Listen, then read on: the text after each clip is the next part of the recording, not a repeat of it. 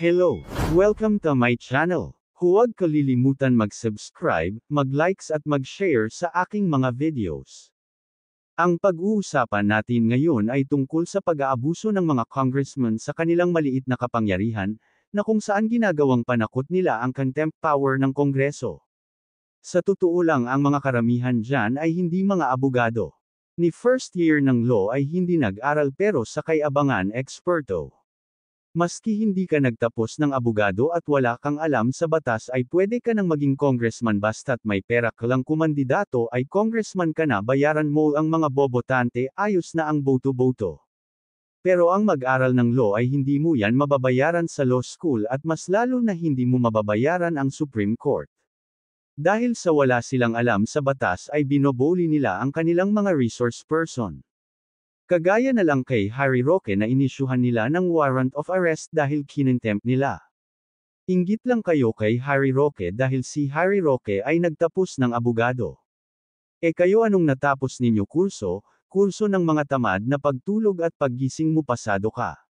Si Harry Roque kahit hindi na yan congressman ay pwedeng mag-practice ng law. Pero kayong mga congressman na hindi naman abogado, kahit anong gawin ninyo ay hindi kayo pwedeng mag-practice ng law, kasi hindi naman kayo abogado. Kapag hindi ninyo nagustuhan ang mga sagot ng mga resource person ninyo ay ikinukulong ninyo. Maliwanag na inaabuso ng mga congressman ang maliit nilang kapangyarihan sa pananakot sa mga resource person. Hindi nyo ba alam ang desisyon ng Korte Suprema sa kaso ni Lincoln Oyong versus the Senate of the Philippines? The Senate Committee on Accountability of Public Officers and Investigations, Blue Ribbon Committee, na kung saan sinabi ng Korte Suprema na the committee's grave abuse of discretion. The committee failed to accord petitioners their constitutional right to due process relative to the conduct of its proceedings. The contempt order dated September 10, 2021, finding that Ong Endyang testified falsely and evasively lacks factual basis. This case, where the Supreme Court nullifies contempt orders against Ong Endyang for lack of due process, upholds constitutionality of provisions punishing false testimony, and emphasizes the importance of respecting rights in legislative inquiries. However, the court held that the Senate Blue Ribbon Committee failed to accord petitioners their constitutional right to due process. The committee's precipitate act of citing petitioners in contempt and ordering their arrests without giving them the opportunity to be heard constituted grave abuse of discretion. The court emphasized that while the Senate has the power to determine whether a witness is testifying falsely or evasively, this determination requires a fair process that respects the rights of the individuals involved.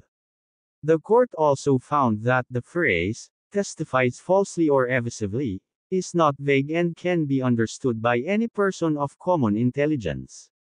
The court further ruled that the Senate's request for the issuance of a lookout bulletin against Yang was not an arbitrary exercise of power and was within the Senate's authority to ensure the availability of witnesses for its inquiry.